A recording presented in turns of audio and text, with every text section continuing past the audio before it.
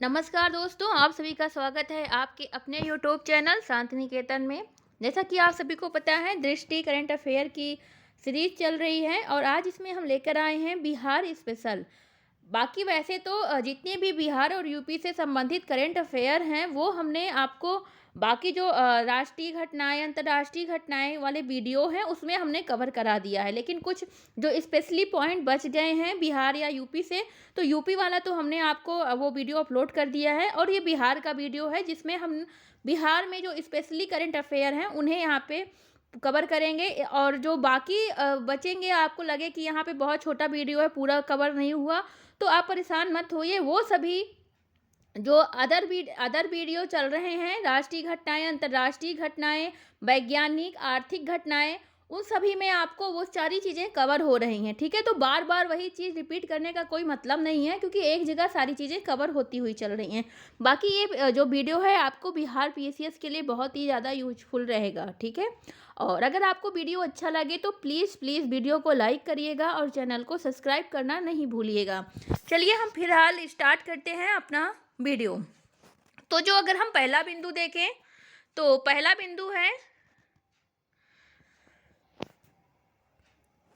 बिहार मंत्रिपरिषद के महत्वपूर्ण निर्णय। सबसे पहले पहला बिंदु है बिहार मंत्रिपरिषद के महत्वपूर्ण निर्णय देखेंगे क्या है। 10 सितंबर 2024 को बिहार मंत्रिपरिषद द्वारा लिए गए निर्णय के अनुसार ग्रामीण क्षेत्रों में निर्बाध संपर्कता हेतु मुख्यमंत्री ग्रामीण सेतु योजना की स्वीकृति दी गई। ये आप याद रखिएगा, ये जो योजना है। ठीक है, साथ ही पर्यटन विभाग के अंतर्गत पर्यटकों की सुविधा हेतु पीपीपी मोड पर पटना में, कहाँ पर, पटना में 3-5 सितारा होटलों के निर्माण, 5 स्टार होटल का निर्माण और उसके संचालन की भी स्वीकृति प्रदान की गई। कहाँ पर, पटना में। ठीक है, इसके साथ ही साथ पर्यटन विभाग के तहत ही बिहार पर्यटन ब्रांडिंग एंड मार्केटिंग नीति 2024 के अनुमोदन को भी स्वीकृति प्रदान कर दी गई है। साथ ही अगर हम बात करें तो 21 अगस्त 2024 को मंत्रिपरिषद द्वारा लिए गए निर्णय के तहत पटना को विभाजित करके 4 अंचलों, किसमें, पटना सदर अंचल, पाटलिपुत्र अंचल, पटना सिटी अंचल और दीदारगंज अंचल को सृजित करने के प्रस्ताव को भी स्वीकृति प्रदान की गई है। ठीक है, इसके साथ ही स्वास्थ्य विभाग के अंतर्गत बिहार की महिलाओं में होने वाली सर्वाइकल कैंसर की बीमारी से बचाव हेतु 9 से 14 वर्ष की उम्र वाली बालिकाओं का ह्यूमन पेपिलोमा वायरस, ये आप याद रखिएगा, ह्यूमन पेपिलोमा वायरस टीकाकरण किए जाने हेतु मुख्यमंत्री बालिका कैंसर प्रतिरक्षण योजना को स्वीकृति प्रदान कर दी गई है। ठीक है, ये था आपका महत्वपूर्ण बिंदु। अगला हम जो महत्वपूर्ण बिंदु की बात करेंगे, पटवा टोली, बिहार में आईआईटियंस का गांव। बिहार में पटवा टोली नामक गांव को आईआईटी फैक्ट्री का दर्जा दिया गया है। ठीक है,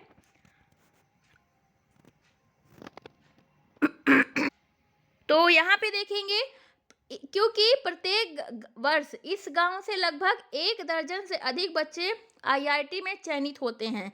यह गांव बिहार के गया जिले में स्थित है। ठीक है, तो गांव का नाम क्या है, पटवा टोली। ठीक है, बहुत ही महत्वपूर्ण बात है ये। आगे देखेंगे, अगला बिंदु है बिहार के पूर्व उप मुख्यमंत्री का निधन।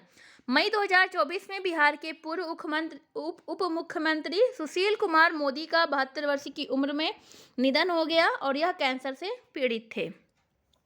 जैसे यूपी में लोक परीक्षा अनुचित साधन निवारण विधेयक पारित हुआ, वैसे बिहार में भी लोक परीक्षा अनुचित साधन निवारण विधेयक पारित हुआ।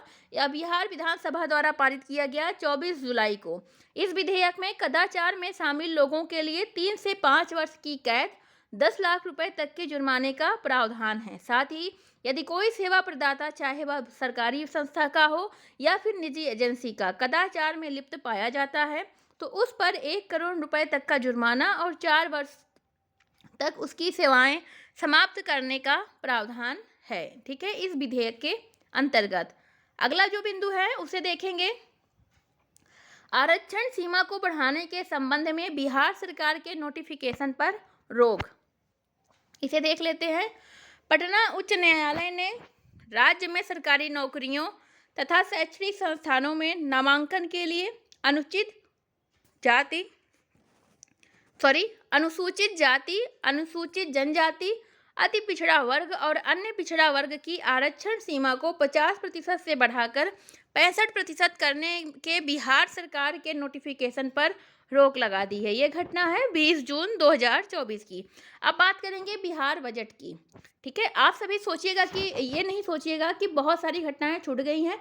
हमने पहले ही बताया कि वो सारी घटनाएं जो बाकी वीडियोस चल रहे हैं राष्ट्रीय घटनाओं का, अंतर्राष्ट्रीय घटनाओं का, उसमें सभी घटनाएं को कवर किया जा चुका है। ठीक है, इसमें जो स्पेशली बिहार की, जैसे बिहार बजट और बिहार में जो विधेयक स्पेशली पारित हुआ, वो सारी महत्वपूर्ण चीज़ें हैं। ठीक है, चलिए बिहार बजट की बात करेंगे तो 13 फरवरी 2024 को बिहार के उप मुख्यमंत्री वित्त बिहार सरकार द्वारा कुल 2,78,725.72 करोड़ रुपए का बजट अनुमान प्रस्तुत किया गया। ये राशि याद रखिएगा आप। ठीक है, प्रत्येक प्रस्तुत बजट के अनुसार आर्थिक वृद्धि दर के मामले में बिहार वर्ष 2022-23 के दौरान पूरे देश में अग्रणी रहा, जहां बिहार की आर्थिक वृद्धि दर 10.64% दर्ज हुई। वहीं राष्ट्रीय स्तर पर यह 7.24% रही। आगे देखेंगे, इसी अवधि के संदर्भ में असम 10.2% दूसरे और नई दिल्ली 9.2% प्राप्त करके तीसरे स्थान पे रहा। ठीक है, अगला देखेंगे, अगला बिंदु क्या है बिहार बजट से जो निकल के आ रहा है। राज्य का आर्थिक वृद्धि दर राष्ट्रीय औसत के आर्थिक वृद्धि दर से 3.4% अंक अधिक है। स्थिर मूल जो कि आधार वर्ष 11-12 को लिया गया है, पर बिहार की अर्थव्यवस्था का आकार वर्ष 2012-13 के लगभग 2.57 लाख करोड़ रुपए से 1.7 गुना बढ़कर वर्ष 2022-23 में लगभग 4.4 लाख करोड़ रुपए हो गया है। ठीक है, ये याद रखिएगा आप सभी। इसके साथ ही वर्तमान मूल्य पर सकल राज्य घरेलू उत्पाद के आकार में 2.7 गुनी वृद्धि हुई है, जिससे राज्य की अर्थव्यवस्था का आकार वर्ष 2012-13 के 2.8 लाख करोड़ रुपए से बढ़कर 2022-23 में 7.5 लाख करोड़ रुपए हो गया है। आगे बात करें तो वर्ष 2022-23 में वर्तमान मूल्य पर राज्य सकल घरेलू उत्पाद 7,51,396 करोड़ रुपए की तुलना में वर्ष 2023-24 में 8,58,928 करोड़ रुपए और वर्ष 2024-25 में 9,76,514 करोड़ रुपए अनुमानित है। ठीक है, अगला देखेंगे, वित्तीय वर्ष 2024-25 के लिए प्रस्तुत बजट अनुमान जो कि हमने देखा। वित्तीय वर्ष 2023-24 के बजट अनुमान से 16,824.32 करोड़ रुपए अधिक है। ठीक है, आगे हम बात करें वित्तीय वर्ष 2024-25 में स्थापना और प्रतिबद्ध व्यय का बजट अनुमान 1,78,706.09 करोड़ रुपए है, जो वित्तीय वर्ष 2023-24 के अनुमान बजट 1,61,855.67 करोड़ रुपए से 16,850.42 करोड़ रुपए अधिक है। ठीक है, ये आप याद रखिएगा, इंपॉर्टेंट बिंदु है। ठीक है, वित्तीय वर्ष 2024-25 की वार्षिक स्कीम का कुल बजट अनुमान अगर हम कहें तो 1 लाख करोड़ रुपए है। ठीक है, चलिए आगे देखेंगे, बजट के अनुसार औद्योगिक क्षेत्र का आकार वर्ष 2012-13 के 9,714 करोड़ रुपए से लगभग 4 गुना बढ़कर वर्ष 2022-23 में 37,743 करोड़ रुपए हो गया है। इस अवधि में परिवहन एवं संचार क्षेत्र का आकार 20,732 करोड़ रुपए से बढ़कर 46,729 करोड़ रुपए हो गया, जो 2 गुने से अधिक की वृद्धि को दर्शाता है कि अपने परिवहन एवं संचार के क्षेत्र पर कितना खर्च करेंगे। ठीक है, वर्ष 2012-13 में पशुपालन क्षेत्र का आकार 12,525 करोड़ रुपए से बढ़कर वर्ष 2022-23 में 28,621 करोड़ रुपए और मत्स्य पालन क्षेत्र का आकार 3,768 करोड़ रुपए से बढ़कर 7,970 करोड़ रुपए हो गया है। इन दोनों ही क्षेत्रों में 2 गुने से अधिक की वृद्धि दर्ज की गई है। ठीक है, इसे आप याद रखिएगा। साथ ही भंडारण में 4 गुने की वृद्धि दर्ज हुई है। 4 गुने का मतलब वर्ष 2012-13 में 78 करोड़ रुपए से बढ़कर 2022-23 में 301 करोड़ रुपए की वृद्धि दर्ज हुई है। ठीक है, और आगे हम बात करें SRS के आंकड़ों के अनुसार, जहां वर्ष 2015-17 एवं वर्ष 2018-20 के मध्य मात्र मृत्यु दर में 47 अंकों की गिरावट दर्ज की गई, वहीं राष्ट्रीय स्तर पर यह गिरावट 25 अंक ही रही। ठीक है, महत्वपूर्ण बिंदु एक देखेंगे, बिहार में संस्थागत प्रसव में वृद्धि वर्ष 2006-5 और 6 से 2019 से 20 की अवधि में 56.3% अंकों की दर्ज की गई, जबकि राष्ट्रीय स्तर पर 49.9% अंकों की वृद्धि रही। ठीक है, आगे आपको ये देखिए, आप ये पॉइंट भी देख सकते हैं, इंपॉर्टेंट है। साथ ही हम यहाँ देखेंगे 7 निश्चय के हर घर नल का जल योजना के सफल क्रियान्वयन के परिणाम स्वरूप नल के जल का आच्छादन वर्ष 2015 के मात्र 2% से बढ़कर अब लगभग 7% हो गया है। ठीक है, भारत सरकार की जल शक्ति मंत्रालय की जल जीवन सर्वेक्षण रैंकिंग में देश के सर्वोपरि 5 जिलों में बिहार के 4 जिले समस्तीपुरा, शेखपुरा, सुपौल और बांका शामिल हैं। ठीक है, ये इंपॉर्टेंट है।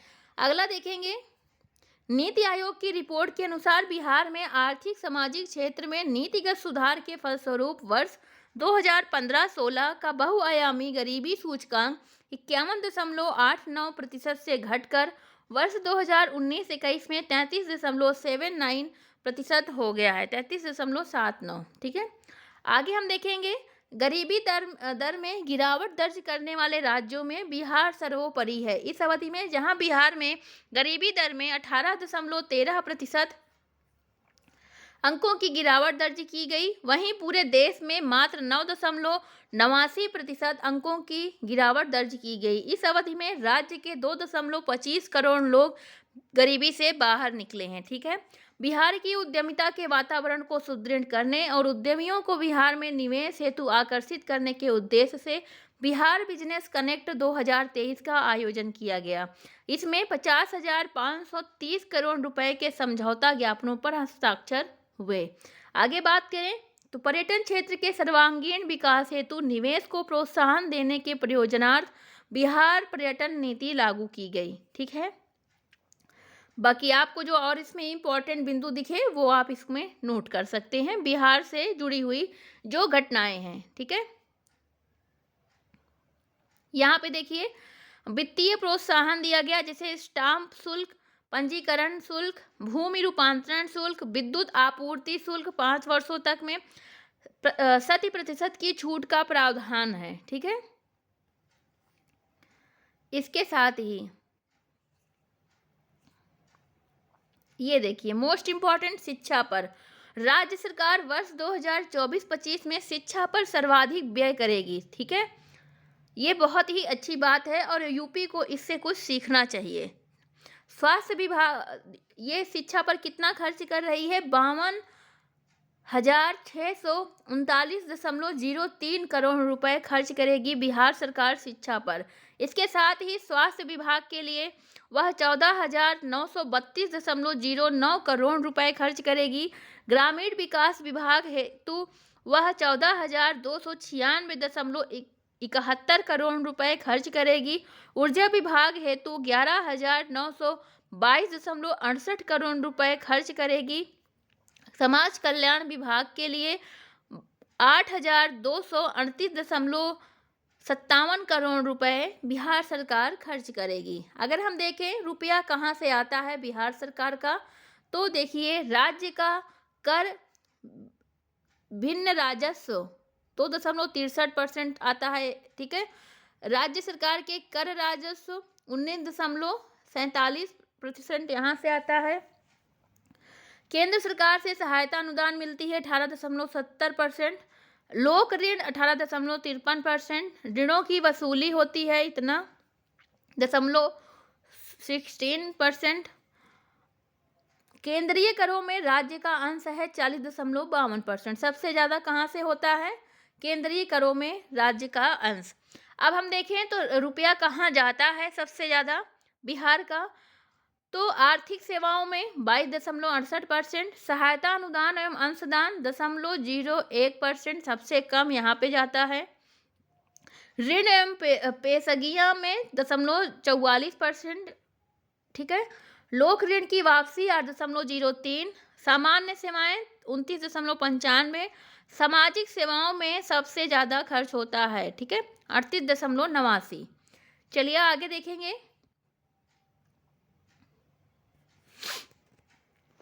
सुशासन के कार्यक्रम 2020 से 25 आत्मनिर्भर बिहार के 7 निश्चय 2 के अंतर्गत वित्तीय वर्ष 2024-25 में विभिन्न विभागों के अंतर्गत कुल बजट प्रावधान 5,040 करोड़ रुपए का किया गया है। ठीक है, और इसमें आपको जो इम्पोर्टेंट बिंदु लगे वो आप नोट कर सकते हैं। आगे हम बात करेंगे सॉरी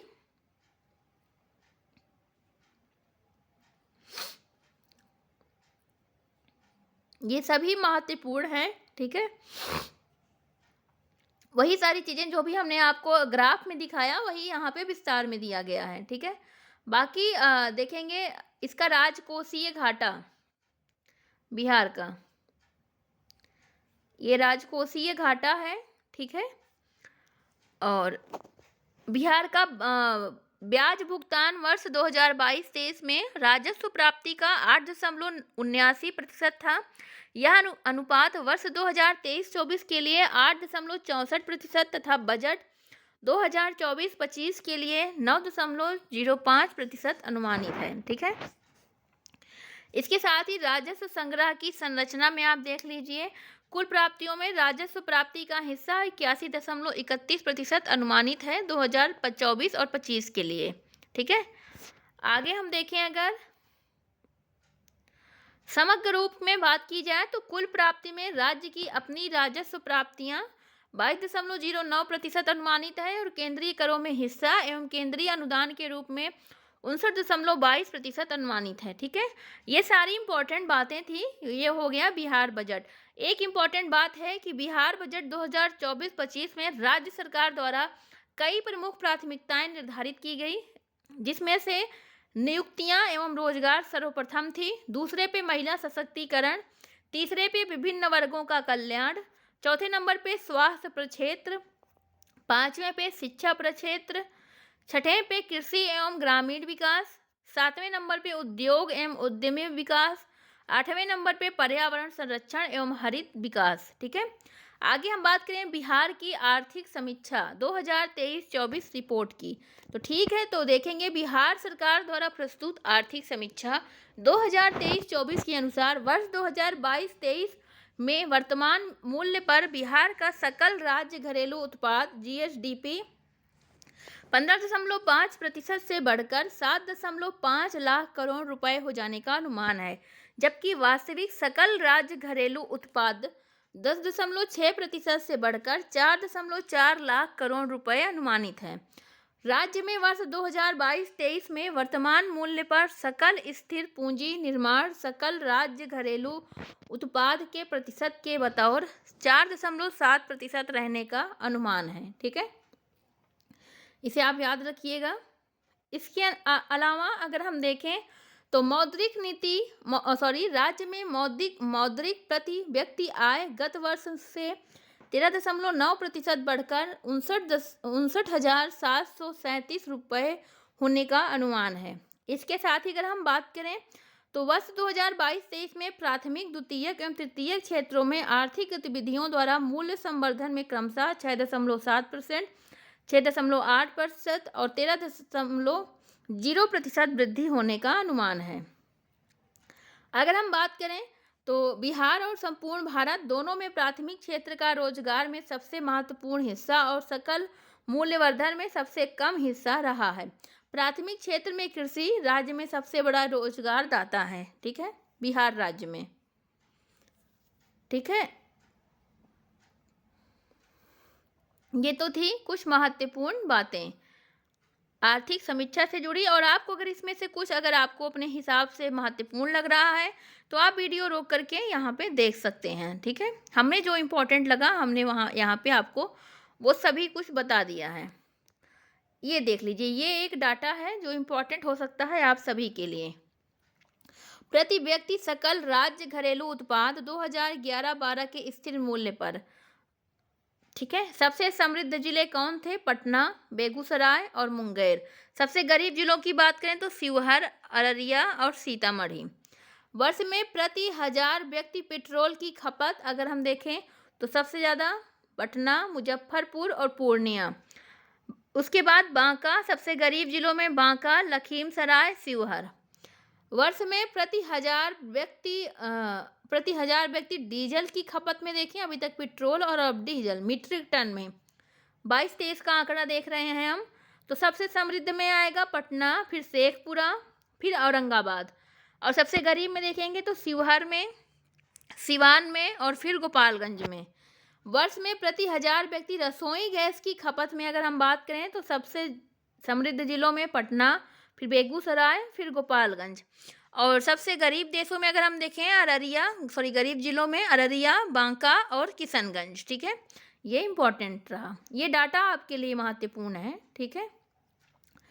बाकी इसमें जो महत्वपूर्ण है वो हमने बताया। ये आप एक पॉइंट देख सकते हैं, राज्य के 6 जिलों पटना, रोहतास, मुजफ्फरपुर, बेगूसराय, मुंगेर और भागलपुर में प्रति व्यक्ति आय वर्ष 2021-22 में राज्य के औसत से अधिक थी।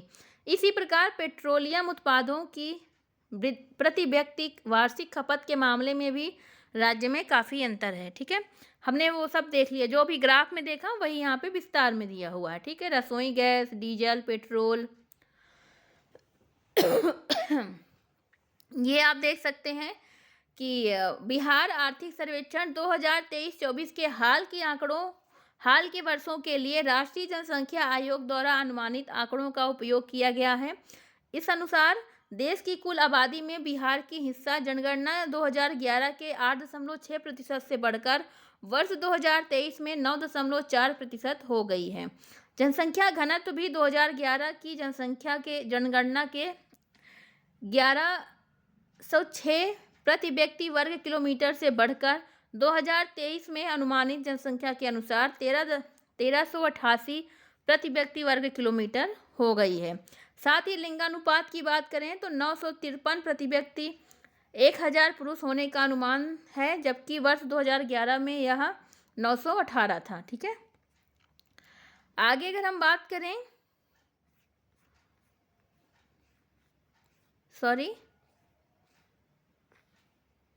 ये ग्राफ देखते हैं, ये देख लीजिए, राज्य सकल घरेलू उत्पाद और निवल राज्य घरेलू उत्पाद से संबंधित ये ग्राफ है, और इसे आपको अगर इम्पोर्टेंट लगे आप देख सकते हैं। आगे हम बात करेंगे, बिहार एक कृषि प्रधान राज्य है और यहाँ मुख्यतः चावल, गेहूँ, मक्का, दलहन और ईख जैसी प्रमुख फसलें पाई जाती हैं।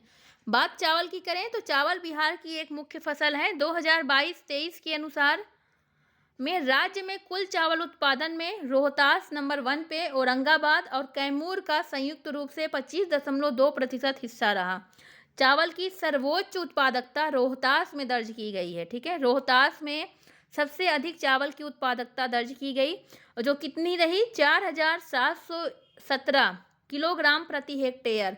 इसी तरह सबसे कम उत्पादकता जो है वो 1601 किलोग्राम प्रति हेक्टेयर मधुबनी में दर्ज की गई। सबसे कम मधुबनी में 1601 किलोग्राम प्रति हेक्टेयर, और सबसे अधिक रोहतास में 4717 किलोग्राम प्रति हेक्टेयर, ठीक है। बात करें गेहूं की तो गेहूं बिहार की रबी की फसल है। अगर 2022-23 के डाटा की बात करें तो सर्वाधिक उत्पादकता खगड़िया जिले में और सबसे कम उत्पादकता जमुई जिले में दर्ज की गई। खगड़िया जिले में 3,960 किलोग्राम प्रति हेक्टेयर और जमुई जिले में 1,980 किलोग्राम प्रति हेक्टेयर दर्ज किया गया है। ठीक है, मक्का की बात करेंगे। वर्ष 2022-23 में मक्का के संबंध में अररिया जिले में सबसे अधिक उत्पादकता हुई 9,872 किलोग्राम प्रति हेक्टेयर। तो मक्का में अररिया सबसे महत्वपूर्ण है, नंबर 1 पे। ठीक है, उत्पादकता के हिसाब से। और चावल की उत्पादकता में नंबर 1 पे रोहतास है और लास्ट में सबसे कम उत्पादकता मधुबनी की है। गेहूं में देखें तो खगड़िया जिले में सबसे अधिक उत्पादकता और जमुई जिले में सबसे कम उत्पादकता है। दलहनों की बात करें तो 2022-23 की रिपोर्ट के अनुसार सबसे अधिक दलहन उत्पादकता जिलों में नंबर 1 पे बेगूसराय 1,324 किलोग्राम प्रति हेक्टेयर दूसरे नंबर पे नालंदा 1,283 किलोग्राम प्रति हेक्टेयर और तीसरे नंबर पे सिवान 1,280 किलोग्राम प्रति हेक्टेयर। ठीक है, नंबर 1 बेगूसराय, दूसरे पे नालंदा और तीसरे पे सिवान। बात करें अब ईख की। ईख बिहार की प्रमुख व्यावसायिक फसल है। ठीक है, गन्ना उद्योग विभाग के अनुसार बात करें तो राज्य में ईख का उत्पादन वर्ष 2022-23 में 214.76 लाख टन था, जबकि औसत उपज 98.73 टन प्रति हेक्टेयर थी। ठीक है, वर्ष 2022-23 में ईख उत्पादन में सर्वाधिक 3 जिले थे। देखेंगे, नंबर 1 पे चंपारण, पश्चिमी चंपारण नंबर 1 ईख उत्पादन में। ठीक है, और राज्य के कुल ईख उत्पादन का 64.54% यहाँ से होता है, पश्चिमी चंपारण से। कितना? 138.61 लाख टन का उत्पादन पश्चिमी चंपारण से होता है और जो नंबर 1 पे है। नंबर 2 पे है पूर्वी चंपारण 15.63 लाख टन को लेकर। तीसरे नंबर पे है गोपालगंज 13.58 लाख टन के साथ।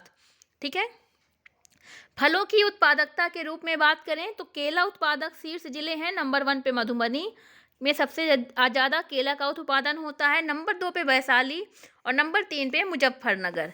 अमरूद की बात करें तो अमरूद उत्पादन में नंबर 1 पे है नालंदा, नंबर 2 पे है मुजफ्फरपुर और नंबर 3 पे है रोहतास। लीची की बात करें तो लीची उत्पादन में नंबर 1 जिले है मुजफ्फरपुर, नंबर 2 पे है पूर्वी चंपारण और नंबर 3 पे है वैशाली। अगर हम बिहार में आम उत्पादक की बात करें तो आम उत्पादकता में नंबर 1 जिला है दरभंगा, नंबर 2 है पूर्वी चंपारण और नंबर 3 है वैशाली। ठीक है, बिहार में भूमि उपयोग पैटर्न को लेकर ये आप देख सकते हैं। ठीक है, अब 54.2% शुद्ध बुआई क्षेत्र है। वन का क्षेत्र कितना है? 6.6%। ठीक है, प्रति भूमि है 12.6%। कृषि हेतु अनुपलब्ध भूमि है 23.3%। अकृषि भूमि प्रति छोड़कर 2.9%। कृषि आकृत क्षेत्र है 0.5%। ठीक है, ये भूमि उपयोग का पूरा पैटर्न है। ठीक है, आगे ये आप देख लीजिए, बिहार का है पूरा सरकारी व्यय में विभिन्न शीर्षों का प्रतिशत हिस्सा। ठीक है, 2018-19 और 2022-23 का मिला के डाटा यहाँ पे दिया गया है। ठीक है, लोक ऋण की अदायगी जो थी वो 18-19 में 4.7% थी और जो कि बढ़ कर के 2022-23 में 6.2% हो गई। इसके साथ ही अगर हम बात करें पूंजीगत परिव्यय जो कि 2018-19 में 13.6% थी और वह 2022-23 में भी 13.6% ही रही है। आर्थिक सेवाओं की बात करें कि 2018-19 में 18.1% थी, वो घटकर 17.1% आ गई। बात करें सामान्य सेवाओं में तो 2018-19 में 25.0% हो थी और जो कि 22-23 में जाकर 24.2% हो गई, जो कि घट गई। ऋण एवं अग्रिम में देखें तो 1% था, 1.0%, जो कि 22-23 में घटकर 0.9% हो गई।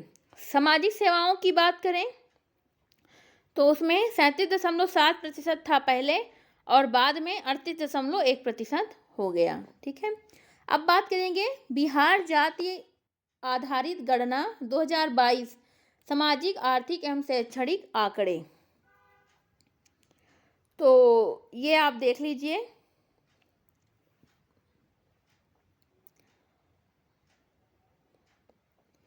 जारी आंकड़ों के अनुसार अगर हम कहें तो बिहार की जनसंख्या 13 करोड़ से अधिक है, जिसमें 27.13% अन्य पिछड़ा वर्ग ओबीसी, 36.01% अत्यंत पिछड़ा वर्ग, जबकि 15.52% सामान्य वर्ग है। आंकड़ों के अनुसार अन्य पिछड़ा वर्ग ओबीसी में 33.16% तथा अत्यंत पिछड़ा वर्ग ईबीसी में 33.58% गरीब परिवार हैं। ठीक है, आगे बात करेंगे तो सामान्य वर्ग में 25.09% गरीब परिवार, अनुसूचित जाति और अनुसूचित जनजाति में क्रमशः 42.93% तथा 42.7% गरीब परिवार हैं। सामान्य श्रेणी हिंदू में बिहार की प्रमुख जाति भूमिहारों में गरीबी सबसे अधिक 27.58% है। सामान्य श्रेणी हिंदू के तहत सबसे समृद्ध कायस्थ समाज को पाया गया है। कायस्थ समाज के कुल परिवारों की संख्या 1,70,985 है, जिसमें 23,639 परिवार यानी 13.38% गरीब हैं। ठीक है, बिहार की जातीय आधारित गणना की हम बात करें अगर 2022 की रिपोर्ट में, गांधी जयंती के शुभ अवसर पर 2 अक्टूबर 2023 को बिहार सरकार द्वारा बिहार में कराई गई जाति आधारित गणना 2022 के आंकड़े प्रकाशित किए गए। ठीक है, जिसमें बिहार राज्य की कुल जनसंख्या कितनी है तो 13,72,00,000 संख्या बहुत सारी है ना, गड़बड़ हो गई। 13,07,25,310 है। ठीक है, जिसमें हिंदुओं की आबादी लगभग 82% और मुस्लिम आबादी लगभग 17.70% और शेष जो है 0.3% अन्य धर्मों की आबादी है। ठीक है, अगर हम इन आंकड़ों से प्रस्तुत है कि राज्य में अन्य धर्मों की आबादी 1% से भी कम है। ठीक है, चलिए आगे देखेंगे। ये आप देख लीजिए, पिछड़ा वर्ग का जनसंख्या कितना है, अत्यंत पिछड़ा वर्ग, अनुसूचित जाति, जनजाति, अनारक्षित, सामान्य, ये टोटल है, और हिंदू कितने हैं और मुसलमान कितने हैं। ठीक है, ये इंपॉर्टेंट डाटा रहा आपका बिहार से। तो बिहार करंट अफेयर से जुड़ा ये जो बहुत ही महत्वपूर्ण बिंदु था, अलग बिहार से हटकर बाकी सारे करंट अफेयर से हटके बिहार स्पेशल में, तो वो हमने यहाँ पे कवर कराया। बाकी बिहार की और भी जो महत्वपूर्ण घटनाएं हैं वो आपको करंट अफेयर के जो सीरीज चल रही है, जिससे कि हमने राष्ट्रीय परिदृश्य, राष्ट्रीय घटनाएं, अंतर्राष्ट्रीय घटनाएं और समसामयिक घटनाएं, ये 3 वीडियो आ चुके हैं। और आगे आपका आर्थिक घटनाओं से संबंधित वीडियो आएगा, और साथ ही साथ अब आपका वैज्ञानिक घटनाओं से संबंधित जो वैज्ञानिक क्षेत्रों में करंट अफेयर की है उसे आपको यहाँ देखने को मिलेगा। फिलहाल आज के वीडियो में सिर्फ इतना ही। मिलते हैं एक नए वीडियो के साथ करंट अफेयर की सीरीज को लेकर के। तब तक अगर चैनल को सब्सक्राइब कर लीजिएगा, और अगर वीडियो अच्छा लगे तो प्लीज़ वीडियो को लाइक करिए और कमेंट करके बताइए, अपनी प्रतिक्रिया अवश्य दीजिए कि आपको वीडियो कैसा लगा। धन्यवाद।